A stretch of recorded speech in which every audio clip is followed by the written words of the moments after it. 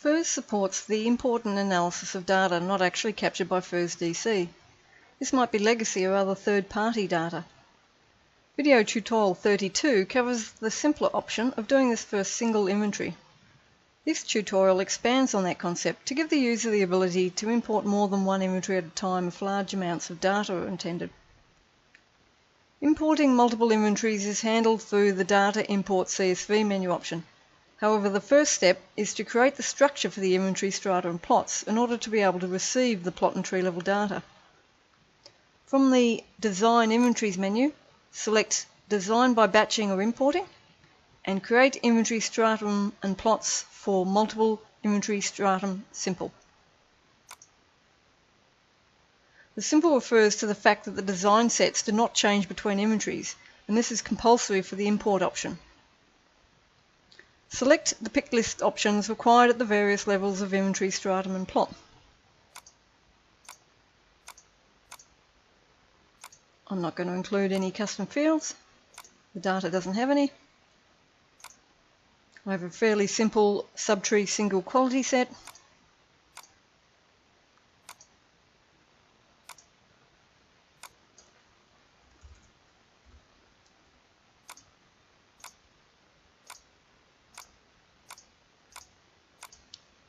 And the only pick list option which may need to be altered using the Data Inventory Update tab is the plot area, if in this batch the plot area in fact changes from plot to plot.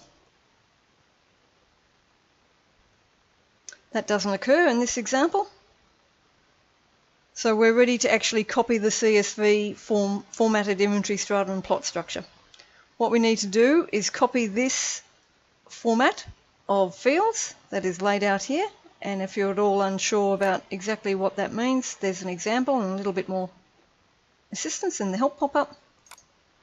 But I've already pre-prepared this in Excel. There are those same fields.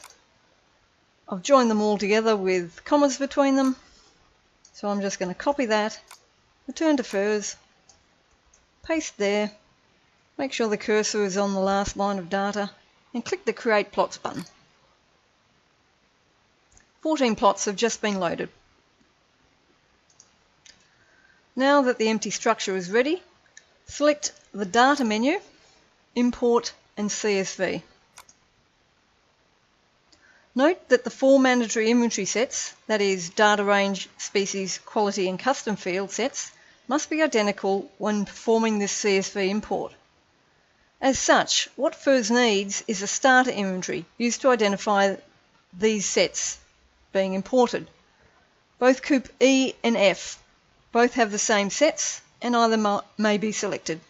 So click the Select button against either of those two options. And what comes up at this stage is two forms. There's the initial plot level import form, and then below that the tree level, or more accurately the fork level import form. Again, it's specified exactly which fields you need to arrange. Help pop-up gives you a little bit more information, and I've pre-prepared this in Excel. So I'll go to that Excel spreadsheet. There are the listed fields. These last three were optional, and I'm not including them. Copy them, return to FIRS, and paste in there. Just get the cursor back to the last line of data. Scroll down. We're now ready for the trees. Again, I've pre-prepared this in Excel. Here are the listed fields. I've copied them all together with a comma. It's obviously going to be more rows of tree level data. Return to FIRS, paste, get the cursor back to the last line of data. We're now ready to actually load or import that plot and tree information. Click the Load Plots button. This might take a while. It's probably a good idea to make sure you've got a reasonably stable internet connection when undertaking this, especially if you've got a very large amount of data.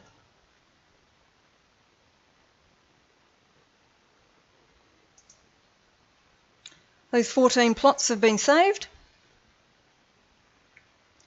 And it's perhaps worth noting that this was a fairly simple case, and it is certainly possible that the data includes different design sets, that is, the species, quality and custom fields, and in this situation each of those batches will need to be imported separately, with importantly using the appropriate starter inventory selection first.